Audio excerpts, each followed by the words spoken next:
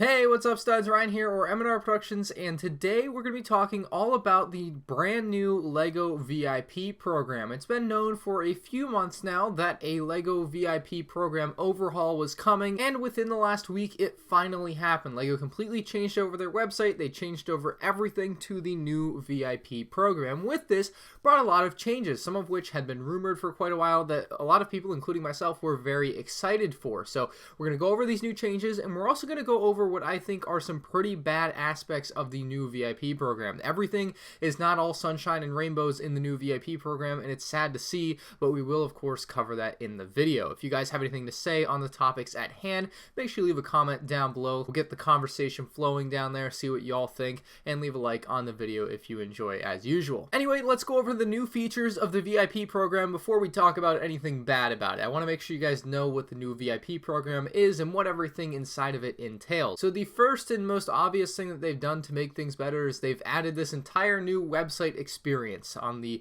VIP end of things. So you have this whole new web page with tons of new things. On top of that, they've added new ways to get points, so you can actually earn points by like answering some surveys, and it's very minute amount of points. It's like 25 points each, and on this new scale of points that they've swapped over to, that's like $4 of like spending real money of points. So it's like if you bought a Lego minifigure or CMF at a store, then that's how many points you're getting. So it's really insignificant, but it's to be fair, a free new way to earn points. You can also spend your points in more ways than before. You can still spend your points to basically get money off on Lego sets at the Lego store or lego.com, but you can also use it to buy old and retired VIP sets or little coloring pages. Not that coloring pages are the best thing you want to buy, but point being, there are more things you can spend your VIP points on now, which in a vacuum is a good thing. So that's just a really quick rundown of some of the major key upgrades that they've made. If you want to check out the website for yourself, obviously please do so, but that's my quick synopsis of what they've done. So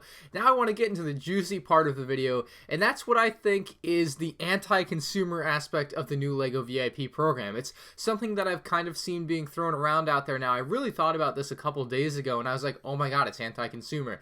And then I started seeing a few people on the internet also kind of sharing the same sentiment, and I was like, this is like a growing thing. There are other people out there that think the same way as me, so I might not be as crazy as I think. Reason numero uno is that they have changed the point scale system, I believe everywhere, although definitely within the United States. I'll show you guys on screen now. They have changed over everybody's points, so instead of like in the US, you used to get 1 point for $1 spent.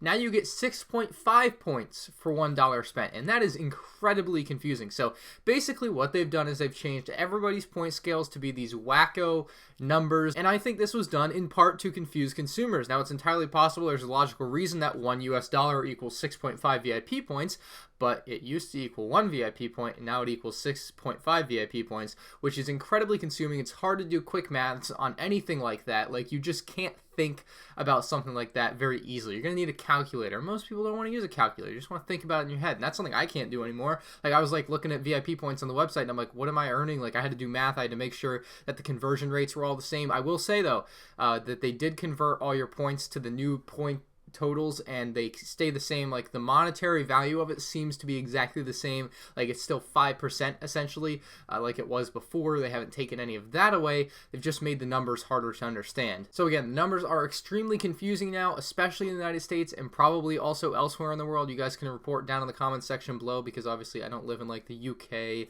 or Russia or China or wherever that they have also changed points over. So let me know down in the comments section below if you're experiencing the same issue as I am, but I'm sure you are. Point number 2 for why the new LEGO VIP program is anti-consumer. You have to redeem your points before you can use them, and that seems logical, right? Until you realize that the only way now to use your VIP points from your VIP card is to, before you either go to the Lego store or go and order something on lego.com, you have to go into your VIP program account on lego.com and actually select that you want a voucher to actually spend that money. And that actually reminds me a lot of what Toys R Us's reward system was back before they went under. They would make you go on their website and print out a voucher to spend in the store. You couldn't just use your card to spend the points in the store. So it makes it really difficult. You have to think about it. You have to do it beforehand. And of course that voucher will expire, which we'll talk about here in a moment.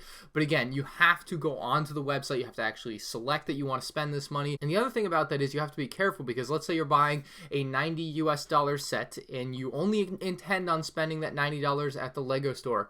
Well, if they sell out of it, then you're standing there with a $100 voucher and nothing to spend it on if you were intending to buy it at the store. On top of that, you don't want that $100 voucher. That's one of the options, but you actually want a 50 and 220s. They want you to use the $100 voucher for the $90 set, because after you use it, since you don't pay tax on the item or anything, since it's technically free, using your $100 voucher on a $90 item, you have $10.01 left on that voucher, and in most cases, you will probably end up just forfeiting that $10.01. Most people that do that won't pay attention or know enough, and they'll end up using that entire $100 voucher on only $90, and Lego is making out like a bandit on that one. And yes, I did say that if you don't spend all of your voucher, you forfeit the remaining amount. That is the way that I understand it. Maybe I'm completely wrong on that, but from everything I've read online, you forfeit the remaining value on a voucher if you choose to use that voucher and don't use the full amount. The other thing with redeeming your vouchers is that you have to pick the right voucher. Maybe you want to spend it online, and maybe the item sells out online and you want to go in the store and get it.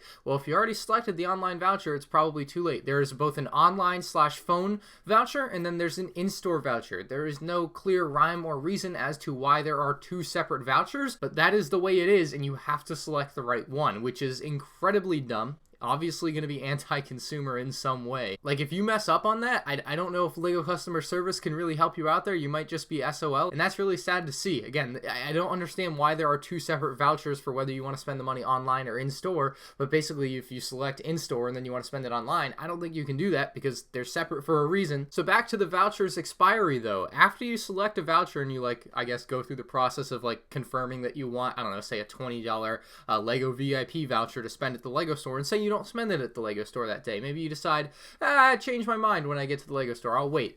Well, you can't do that because, well, you can do that for 29 more days, and if you don't spend that voucher, basically your VIP points, which you would have otherwise spent and cost Lego money, now just go to nothing. They disappear after 30 days. That's the way it works, which I believe is a really terrible thing.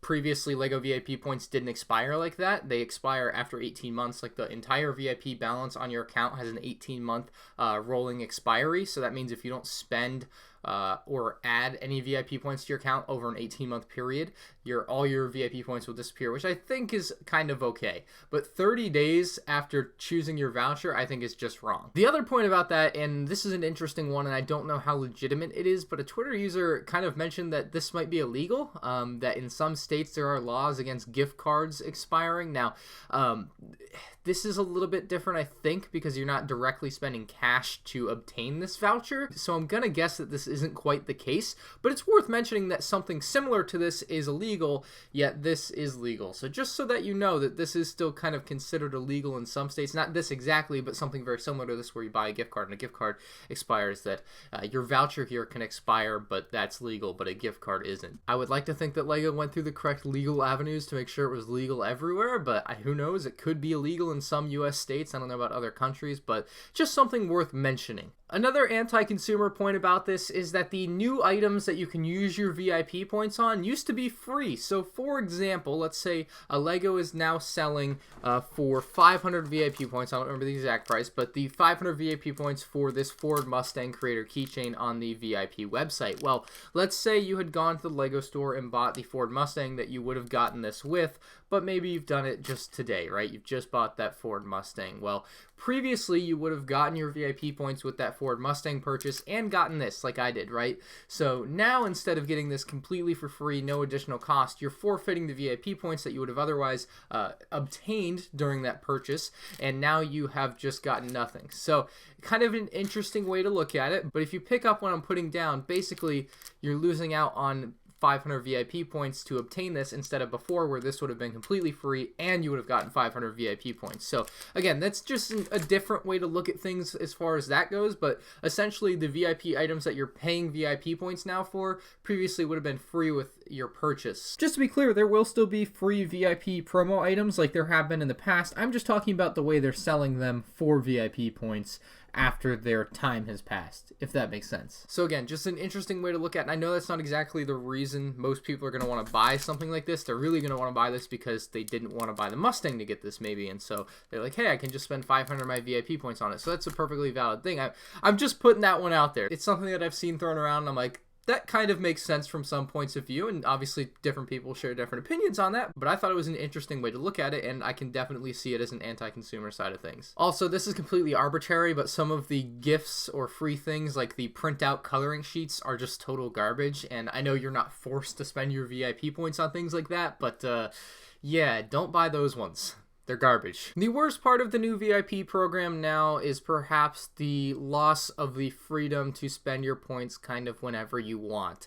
You can no longer walk into a store and say, hey, I want to use these points on my card. Like, often I would be asked every time I check out, hey, you have $60 of VIP points. Do you want to use them now? No longer will that question be asked. LEGO is trying to skirt that and basically not ask people to use their VIP points, which seems to be what's going to happen, because cashiers will no longer be able to access the use of those VIP points directly at checkout. They have to be done beforehand online. You have to add the voucher to your card and then have the voucher on your card at the store, which is convoluted and makes it difficult for especially like grandparents who maybe have their young grandchild with them and they just have a VIP card very casually and they just rack up the points on the card and then use them very occasionally. Well, they're not gonna know to check online and use something like this. Like, there's so many cases where people that aren't as into it as maybe myself or maybe you watching this video are really going to get the short end of the stick. Like, this isn't a huge problem for me. It's really a bigger problem for a lot of the very casual LEGO fans and a lot of the people who maybe even aren't LEGO fans that have a VIP card but just buy for their kids and use a VIP card very casually when they go to the LEGO store, you know? Like, this is not good for people like that. And that is a large amount of people. Like, I am sure there are maybe a lot more than maybe the number of you watching this video right now. So I think LEGO has done this really to discourage people from using their VIP points as much as they used to, which is really shocking to me. And I hope that's not the real motive behind this, but definitely when you think about it the way I've thought about it, Conspiracy Ryan here, it definitely starts to look that way. It definitely does, and it's sad to see because LEGO VIP points are only 5%. It's only 5%. When you think about it, LEGO gives retail stores 30 to 40% off their sets at bulk. So LEGO is only giving us 5% back, and LEGO doesn't have to take money off their profit for them to sell it to us, right? Like, it's just 100% profit instead of them losing out on some of the money when Target or Walmart sells it. So it is shocking to me that this is the way it is, and I really hope that this is just kind of us looking at it the wrong way, but the way I see it, this is just one of the most anti-consumer things I've seen LEGO do in a long time. Of course, we'll have to wait and see what the future of the new LEGO VIP program holds. Obviously, there's a lot of time for improvement. They can do a lot of small things to make it better. Obviously, it's brand new. It's kind of beta. Hopefully, they can change some things, make things better, add more prizes to the VIP prize pool instead of these stupid coloring sheets. It kind of reminds me of just stupid weapon camos and Call of Duty loot boxes and stuff like that. It's just sad to see LEGO kind of going down the same rabbit hole. Like, there's so much better things they can do with something like this, and hopefully they do better things with this. Let me know down in the comment section below what you guys think about all this. I hope I presented everything in a pretty good fashion today, so if I did so, leave a like. Anyway, I'll see you on the next video. Peace out.